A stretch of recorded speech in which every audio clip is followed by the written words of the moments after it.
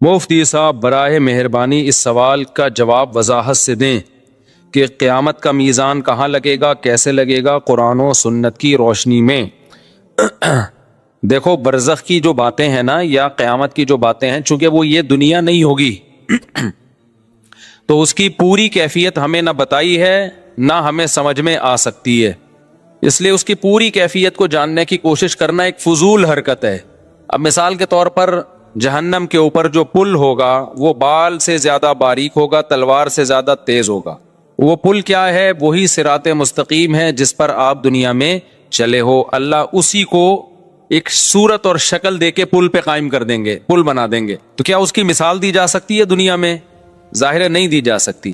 تو جتنا ہمیں بتایا گیا ہے ہم اس پر ایمان لاتے ہیں، اور جو نہیں بتایا گیا ہم اس کی تفتیش میں نہیں جاتے۔ جو ہمارے کام کی چیز تھی وہ اللہ نے ہمیں بتا دی ہے۔ اس کی مثال ایسے ہے جیسے مشرکین نے پوچھا روح کیا چیز ہے؟ روح تو ہماری باڈی میں روح ہوتی ہے نا، جس کی وجہ سے ہم زندہ ہوتے ہیں۔ تو اللہ نے فرمایا قل الروح من امر ربی، اللہ کا ایک حکم ہے۔ اب یہ پورا ایکسپلین تھوڑی کیا اللہ تعالیٰ نے، اور اب سوال پیدا ہوتا ہے اللہ تو نے ہمیں پورا ایکسپلین تو کیا نہیں کہ روح کیا چیز ہوتی ہے، تو نے تو کہہ دیا میرا حکم ہے بس۔ آگے اللہ نے اس کا جواب دیا ہے، روح کا جواب پورا نہیں دیا، اس کا جواب دیا کہ میں نے پورا جواب کیوں نہیں دیا، ٹھیک ہے نا؟ اس اشکال کا اللہ نے جواب دیا وما اوتیتم من العلم الا قلیلا، اللہ کہتے ہیں ہم نے تمہیں علم بہت تھوڑا دیا ہے۔ علم ہے تمہارے پاس لیکن اتنا نہیں ہے جتنا تم سمجھ رہے ہو۔ تو جتنی تمہاری کیپیسٹی ہے دماغ کی، اس کیپیسٹی کے حساب سے اتنا جواب کافی ہے کہ روح اللہ کا ایک حکم ہے۔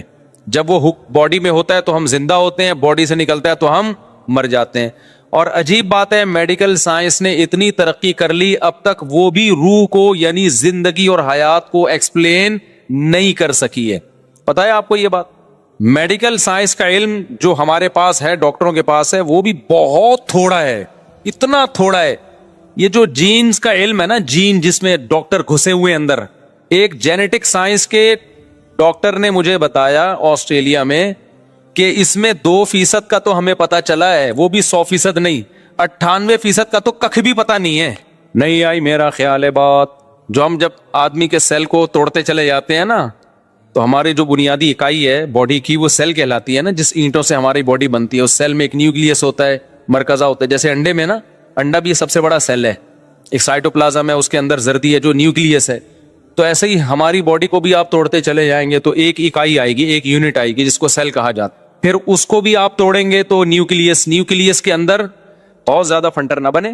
تو ابھی تک زندگی ہی کو ایکسپلین نہیں کیا جا سکا یہ زندگی کیا چیز ہوتی۔ میں آنکھوں سے دیکھ رہا ہوں، محسوس کر رہا ہوں، کانوں سے سن رہا ہوں، روبوٹ بھی دیکھتا ہے، محسوس نہیں کرتا ہے۔ وہ تو محسوس کرنے کا نام کیا ہے؟ حیات۔ یہ حیات کھوپڑی سے اوپر کی چیز ہے بھائی، یہ اسی کو اللہ نے کہا میرا حکم ہے۔ فَإِذَا سَوَّيْتُهُ وَنَفَخْتُ فِيهِ مِن رُوحِي، اللہ نے آدم کا پتلا بنایا، اللہ کہتے ہیں میں نے کہا میں نے اپنی روح پھونک دی، زندہ ہو گئے۔ یار مجھے ایک بات بتاؤ، جب انسان مرتا ہے تو پوری باڈی تو ویسے ہی ہوتی ہے، سب کچھ وہی پارٹس بنے ہوئے، تو ہل کیوں نہیں رہی ہے؟ آپ کہہ سکتے چونکہ دل نہیں حرکت کر رہا تو دل حرکت کرا دو اس کا۔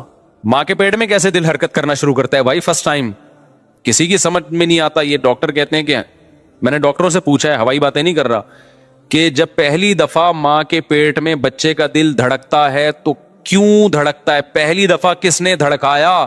میڈیکل سائنس اس بات کو بیان کرنے سے اب تک عاجز ہے، سمجھتے ہو؟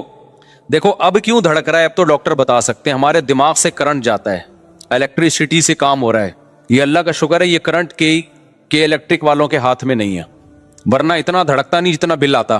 اور گیس پہ چل رہے ہوتے ابھی ہم سب، اب گیس بھی گئی تو سلنڈر لگائے ہوئے ہوتے دل دھڑکانے کے لیے ہم لوگوں نے۔ تو کچھ چیزیں اللہ نے اپنے ہاتھ میں رکھی کہ الیکٹرک والوں کے ہاتھ میں اللہ نے وہ چیزیں نہیں دی۔ پنکھا کے الیکٹرک کے ہاتھ میں، لیکن جو ہوائیں چلتی ہیں وہ کے الیکٹرک کے ہاتھ میں نہیں ہے۔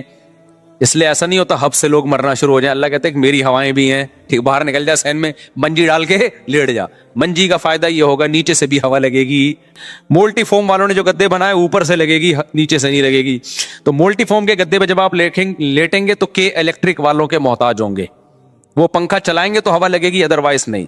لیکن اگر آپ منجی پہ لیٹیں، چارپائیوں پہ لیٹیں، تو بھائی اس میں سے آٹومیٹیکلی جب ہوا چلے گی تو چاروں طرف سے آپ کو ہوا لگے گی۔ اس لیے اپنے آپ کو بہت زیادہ ان چیزوں کا محتاج نہ بناؤ, قدرتی ماحول میں رہنے کی عادت ڈالو. سمجھتے ہو کہ نہیں سمجھتے ہو؟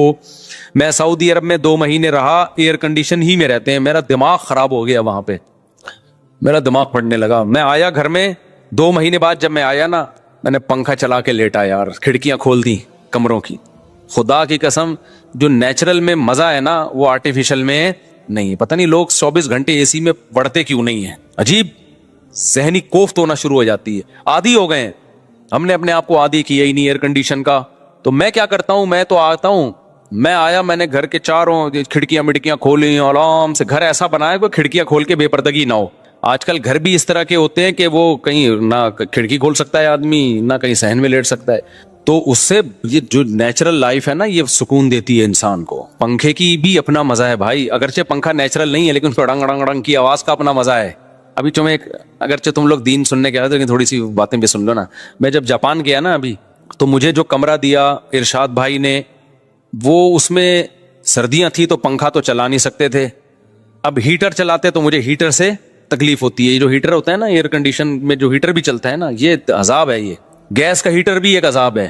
لکڑیوں کی آگ بھی ہم نے تاپی ہے, اس میں وہ ٹینشن نہیں ہوتی جو گیس کے ہیٹر میں ہوتی ہے. پتہ ہے آپ کو, لکڑیوں کی آگ جلا دو نا کمرے میں, اس سے جو ہیٹ ملتی ہے اس سے آدمی اسٹریس ڈپریشن میں نہیں جاتا. یہ جو گیس کا ہیٹر ہے نا یہ عجیب سی چیز ہے یہ.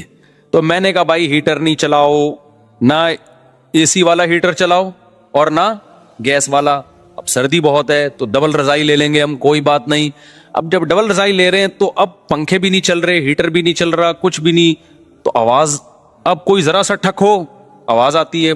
ساتھ میں ان کے بچے تو بات چیت کریں گے, شور شرابہ کریں گے, نیند ہی نہیں آ رہی. تو میں نے کیا کیا, میں نے کہا مجھے تو پنکھا چلانا ہے. پنکھا تھا ہی نہیں, سوری, جاپان میں سرد علاقوں میں تھوڑی پنکھے.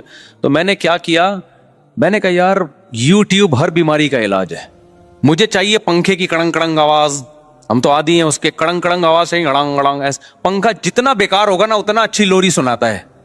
پنکھا جتنا خراب ہوگا نا, کڑنگ گڑنگ گڑنگ گڑنگ ایک فریکوینسی کے ساتھ وہ گڑنگ گڑنگ کرتا ہے.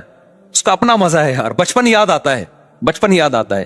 پہلے بڑے آڑے ترچے پنکھے ہوا کرتے تھے نا, گڑنگ گڑنگ گڑنگ گھوم رہے ہوتے تھے, لگتا تھا یہ ہم پہ گر جائے گا. اور ایک دفعہ میں نے پنکھا گرتا ہوا بھی دیکھا ہے. پنکھا ایسے کھڑا ہوا تھا, گڑنگ گڑنگ گڑنگ گھومنے کا بھی گرے گا, وہ گر گیا تھوڑی دیر میں. خیر بچ گئے ہم. تو میں نے کیا کیا, یوٹیوب پہ لکھا فین وائس فار سلیپنگ, تو یوٹیوب پہ آ گئی پنکھے کی آواز.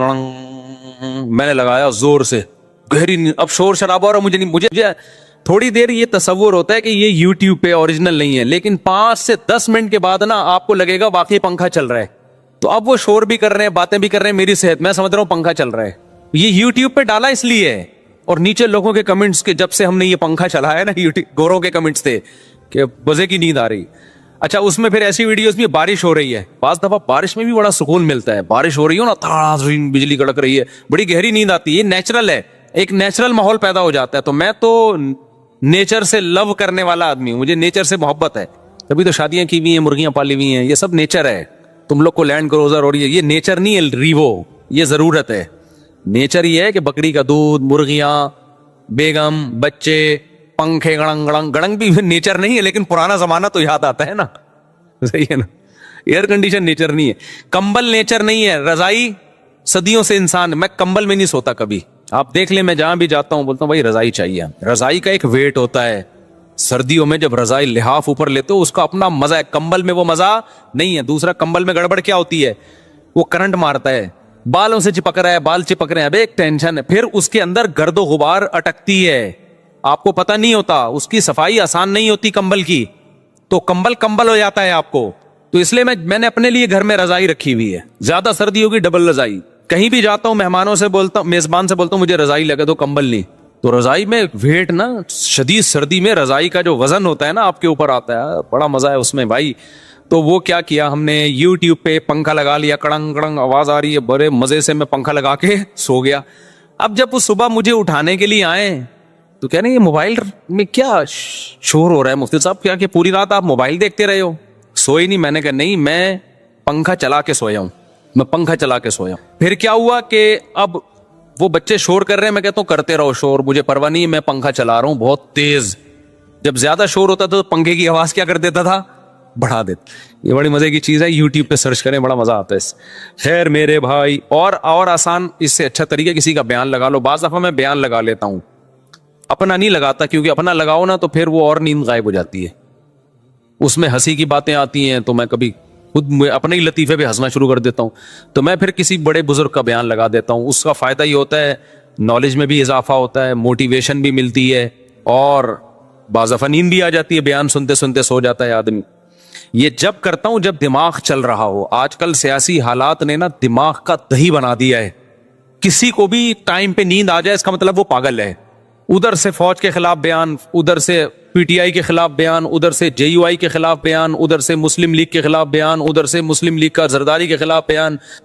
वीडियोस भी देख रहे हैं, सहाफियों को भी सुन रहे हैं, उधर की सुनो उधर, इतना दिमाग की तही हो जाता है। फिर मैं बंद कर देता हूं, दफा करो यार, ऐसी की तैसी, हम अगले की टेंशन अपने ऊपर क्यों लें। तो इसके लिए फिर रात को पंखा चलाना, बोलो, फिर पंखा चला के सोए। जब भी ऐसे टेंशन होना, बयान लगा दो या पंखा चलाओ। तो खैर कहां से कहां बात चली गई। तो मैं जो सवाल पूछा था कि भी बहुत सारी चीजें हमारी मेंटल लेवल से ऊपर की हैं, तो हमें आखिरत की जो बातें बताई गई हैं, तराजू भी लगेगा, उस तराजू की कैफियत क्या होगी। ऐसे कोई फरिश्ता यूं करके पट्टे लेके बैठा हुआ होगा तराजू के, या कोई डिजिटल तराजू होगा, क्या होगा ये हमें अब बताया तो गया। तराजू के एक पलड़े में गुनाह रखे जाएंगे, एक पलड़े में नेकियां रखी जाएंगी। बस हमारी फहम के मुताबिक बात की गई है। देखो तराजू तो ये भी है, जो आजकल थर्मामीटर भी तो एक तराजू है ना, जो टेम्परेचर को नापता है। अब 1400 साल पहले किसी को बताया जाए कि एक तराजू इजाद होगा 1400 साल के बाद, जो बुखार को नापेगा कि कितना है, तो किसी की समझ में आती है ये बात कि बुखार के एक पलड़े में लाके रखेंगे? नहीं भाई, एक जो पारा है ना, पारा, वो जबान के नीचे रखा जाएगा, वो बता देगा। तो अमाल कैसे तोले जाएंगे इसकी हकीकत अल्लाह जानता है। तो अल्लाह ने हमें जो जितना बता दिया हम उस पर ईमान रखते हैं। पूरी कैफियत ना हमें मालूम है, ना हमें इन चीजों में पढ़ने की जरूरत। जो चीज हमारी प्रैक्टिकल लाइफ से जिसका ताल्लुक था उतना अल्लाह ने हमें बता दिया, और आगे हम जानने की कोशिश करेंगे तो अल्लाह ने कहा वमा ऊतीतुम मिनल इल्मी इल्ला कलीला, तुम्हें अल्लाह ने नॉलेज बहुत कम दी है। नॉलेज का मतलब कैपेसिटी तुम्हारी नॉलेज की बहुत कम है, उससे आगे बढ़ने की कोशिश मत करो। यही अल्लाह के बारे में भी, अल्लाह अर्श पर है, इल्म और कुदरत के लिहाज से हर जगह है। कैसे है भाई हमें नहीं पता, इसमें हम जा नहीं सकते आगे। अच्छा भाई मुफ्ती साहब, तलाक के बाद इद्दत के दौरान औरत को निकाह का पैगाम भेजना जायज है या नहीं? हराम है बिल्कुल। नीज तलाक के बाद औरत की कितने महीने इद्दत होती है? 3 मेंसेस। औरत को 3 मेंसेस आके खत्म हो जाएंगे ना तो उसकी इद्दत पूरी हो जाती है। और अगर कोई ऐसी औरत है जिसको मेंसेस आना बंद हो गए हैं, उम्र ज्यादा हो गई है, तो फिर 3 महीने। और अगर वो प्रेगनेंसी में थी, प्रेग्नेंट थी, तो बच्चे की विलादत। यहां मैं एक और मसला बयान करता चलूं। आजकल एथियस लोगों ने एक बड़ा मसला उठाया हुआ है कि इस्लाम नाबालिग बच्ची की शादी की भी इजाजत देता है, और इसको बड़ा तमाशा बना के पेश कर रहे हैं। हमारे कुछ स्कॉलर्स उनका जवाब दे रहे हैं, मगर वो जवाब गलत जवाब दे रहे हैं। अगरचे उनकी नीयत अच्छी है उन स्कॉलर्स की, इस्लाम का दिफा कर रहे हैं, लेकिन वो दिफा में इस्लाम के हुक्म को भी चेंज कर रहे हैं वो। और एक मशहूर जेहलम के साहब है, वो बेचारों को कुरान का पता वता है नहीं, उन्होंने तर्जमा ही गलत कर दिया कुरान की आयत का। तो सूरह तलाक में अल्लाह ताला ने 28वें पारे में नाबालिग बच्ची की शादी का बाकायदा जिक्र किया है। वल्लाई यइस्न मिनल महीज़ मिन निसाइकुम इन इर्तबतुम फइद्दतुहुन्ना सलासतु अशहुरिन वल्लाई लम यहिज़न। अल्लाह फरमाते हैं जो औरतें जिनको हैज आना बंद हो गया हो, इर्तबतुम, अगर तुम शक में हो, वो जेहलम वाली सरकार ने इर्तबतुम ही को गलत मतलब कर दिया उसका। अगर तुम शक में हो कि इनकी इद्दत कैसे पूरी होगी, तो अल्लाह कहते हैं 3 महीने हैं। वल्लाई लम यहिज़न। इसी तरह जिन औरतों को अभी तक हैज आया ही नहीं है, उनकी इद्दत भी कितनी है? 3 महीने। तो जिनको हैज आना शुरू ही नहीं होता वो नाबालिग ही होती हैं, और कुछ और नहीं होती। तो ये कोई फ़िक़्ह हनफी का नहीं है, ये चारों इमामों की यही राय है इस बारे में। चारों इमामों का इत्तिफाक है कि नाबालिग बच्ची की अगर शादी हुई तो हो जाएगी। समझ में आ रही है बात कि नहीं आ रही? तो आप मुल्हिदीन को जवाब देने का वो तरीका इख्तियार ना करें जिससे इस्लाम ही की लिमिट क्रॉस कर दें आप। इसकी बिल्कुल ऐसे मिसाल है, यानी जिन लोगों ने मुल्हिदीन को जवाब दे रहे हैं ना, कह रहे हैं नहीं ये इससे नाबालिग बच्ची मुराद नहीं है, इससे तो वो बालिग है जिसको अभी हैज आना शुरू ही नहीं हुआ हो। ऐसा नहीं है, इससे वो बच्ची मुराद है जिसको अभी हैज आना शुरू नहीं हुआ। बाकी से इतराज का जवाब क्या है वो मैं भी देता हूं, बहुत आसान जवाब है इसका, इतनी ज्यादा रॉकेट साइंस नहीं है इसके जवाब में, वो जवाब मैं भी देता हूं आपको। ये बिल्कुल ऐसे ही है जैसे जब गैर मुस्लिमों ने इस्लाम पे एतराज किया ना, 4 चार बीवियां इस्लाम में इजाजत है, तो बाज स्कॉलर ने, गामदी साहब ने क्या किया, ایکچولی کر کے اس 4 بیویوں کا ہی بیڑا غرق کر دیا. ایکچولی وہ تو اس وقت اجازت دی گئی تھی جب مرد بہت جنگوں میں تھوڑے رہ جاتے تھے, عورتیں بہت ہوتی تھی, خاص اسپیسیفک صورتوں میں. ادروائز یہ کوئی قابل تعریف نہیں ہے. حالانکہ یہ جواب غلط ہے. آپ غیر مسلم کو مطمئن کرنے کے لیے, اگرچہ آپ کی نیت اچھی ہوگی کہ بھئی اسلام پر اعتراض اٹھ رہا ہے تو اس کا جواب دے دیا جائے, نیت پہ ہم شبہ نہیں کرتے, لیکن یہ جواب غلط ہے. 4 شادیاں پوری امت کا اجماع ہے کہ جنگوں میں مرد کم ہو یا زیادہ ہو, اس سے کوئی فرق بولو نہیں پڑتا. اجازت ہے ہمیشہ سے, آج اجماع امت ہے یہ. تو اس میں غیر مسلموں کو آپ مطمئن کرنے کے لیے ایسا جواب دینا شروع کر دیں کہ اسلام ہی کو چینج کر دیں, یہ طریقہ ٹھیک نہیں ہے. وہ کبھی بھی مطمئن نہیں ہوں گے. اگر آپ نے ہر چیز کو اپنی عقل سے ہی فیصلہ کرنا ہے تو پھر یونائٹڈ نیشن کو آپ اپنا خدا بنائیں, آپ اس سے پوچھیں. وہاں بڑے بڑے ماہرین بیٹھے ہوتے ہیں, عقل سے فیصلہ کر رہے ہوتے ہیں کیا بہتر ہے کیا بہتر نہیں ہے.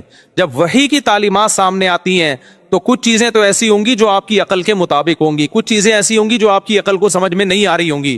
وہاں آپ کو اللہ کے سامنے ہتھیار ڈالنے پڑیں گے. اگر سب کچھ عقل سے ہی پوچھنا ہے تو اللہ رسول